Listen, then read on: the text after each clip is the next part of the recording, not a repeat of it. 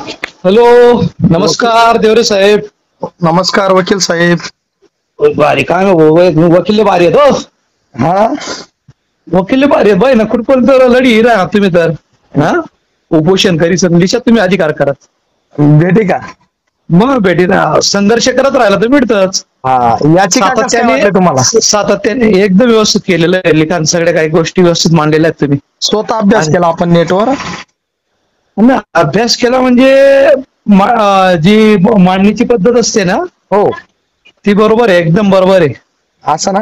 मग आता पण काय झालेलं आहे, हा, दरम्यानच्या काळामध्ये हे सगळे तुमचे मोबाईल टीचर, विशेष टीचर, अपंग युनिटचे टीचर, त्याच्यानंतर मुख्यमंत्री युवा प्रशिक्षणचे आता तुमचे, हा, बरोबर.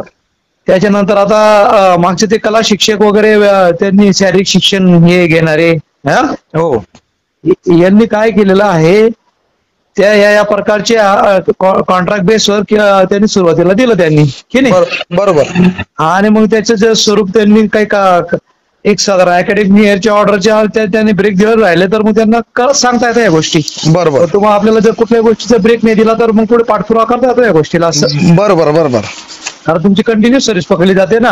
हो, 334 दिवस म्हणजे कामगार कायद्यात बसतो ना आपण. मग कामगार कायद्यामध्ये बसतो ना. हा, भयानक अभ्यास करून केलेला आहे बरं का. हो का. आणि बघा, कलम 14 समानतेचा हक्क आहे तुमचा, 16 सार्वजनिक रोजगाराची समान संधी आहे, 19 अभिव्यक्ती स्वातंत्र्य आहे, 21 तुमचा जीवन वैयक्तिक स्वातंत्र्य आहे, 21 हे तुमचा शिक्षणाचा अधिकार आहे, 23 बळजबरी मजुरी विरुद्ध बंदी शासन करू शकत नाही, 38 सामाजिक आर्थिक राजकीय न्याय देणे राज्याची जबाबदारी आहे, 39 तुमचा समान कामास समान वेतन व रोजगाराची मिळणे, त्यानंतर 41 बेरोजगारांना रोजगार देणे राज्याची जबाबदारी आहे, 43 योग्य मोबदला व सामाजिक महाराष्ट्रात 1,34,000 लोक आहेत ना. त्यानंतर 43 मागासवर्गीय दुर्बल घटकांना संरक्षण व उन्नती, 51 ये जे नागरिक वैज्ञानिक दृष्टिकोन मानवता व सुधारणा जोपासणे, त्यानंतर तुमचा 309 जी शासकीय सेवक भरती व अटीबाबत शासनाची जबाबदारी आहे, आणि तुमचं जे आंतरराष्ट्रीय आधार आपला युडार, तर 1948 कलम 23 25 योग्य अटींवर रोजगार मिळण्याचा हक्क आहे, उपजीविका सामाजिक कार्याचा ठसा आहे आपला. आता अभिलाल दादाने जर म्हटलं 1,25,500 पेक्षा जास्त लोकांचा आरोग्याचे प्रश्न सोडवले, ते तर तुम्हाला माहितीच आहे. बरोबर आहे का नाही? म्हणजे या सर्व गोष्टींचा आधार घेऊनच आपल्याला हक्क मिळू शकतो. नाही, तुम्ही लावून ठेवलं नाही सातत्याने. हा, बरोबर. आणि तसेच मानवी हक्क जाहीरनामा 1948 आणि ILO कराराचे उल्लंघन आहे, त्यामुळे तात्काळ कायमस्वरूपी नोकरी देणे ही शासनाची घटनात्मक व नैतिक जबाबदारी आहे. आणि जर केंद्र व राज्य शासनाने दुर्लक्ष केलं तर अभिलाल दादा देवरे स्वतः सर्वोच्च न्यायालयात याचिका दाखल करतील आणि सर्व धर्म समभाव तरुणांच्या रोजगारासाठी मागणी करतील. याचिका बरोबर आहे का आपली? एकदम बरोबर, एकदम बरोबर. कोणत्याही मुद्द्याला बरं का, हो, जे तुम्ही पॉइंट मांडलेले आहेत ना, बरं का, हो, ते म्हणजे कुठल्याही प्रकारचं तुमचं शिक्षण मंत्री असेल, तंत्र शिक्षण मंत्री असेल, बरं का, हो, किंवा मुख्यमंत्री असतील, बरं का, कोणी असू द्या, मानवाधिकार, त्याच्या आधिपत्याखालीच तुम्ही हे सगळं नमूद केलेलं आहे. बरोबर वकील साहेब.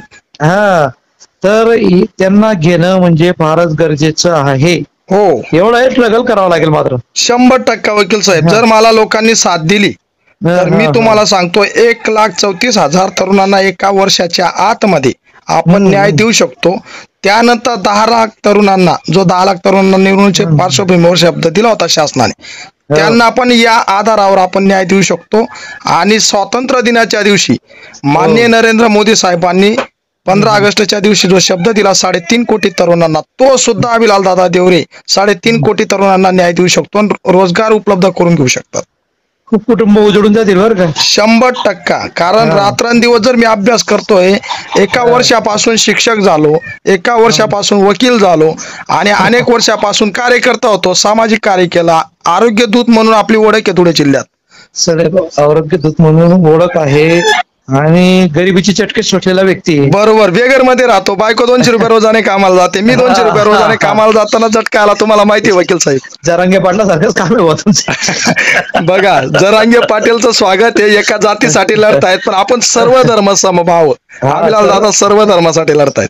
हा ते तर काय खरी बात आहे. बरोबर आहे का नाही? आके साहेब, जरांगे साहेब हे एकाच जातीसाठी, एका धर्मासाठी लढतायत.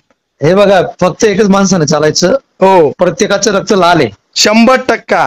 शिवाजी महाराजांचा आदर्श घ्या. जाती भेदभाव न करता संघर्षमय पद्धतीने 100%. म्हणजे शिवाजी महाराजांचा आदर्श आहे. डॉक्टर बाबासाहेब आंबेडकर, महात्मा शिवाजी महाराजांनी अनेक आणि किल्ले आईला जिंकले, त्यांनी नाव दिलं का त्यांचं? नाही नाही नाही.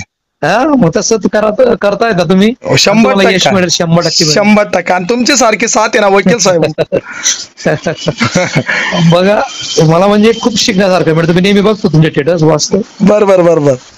पण एक मोठा संघर्ष आहे बघा खरंच. खरंच. आणि आहे ना, मला सध्या साथ मिळत नाही. ज्या लोकांना रोजगाराची गरज आहे त्यांची पण साथ मिळत नाही.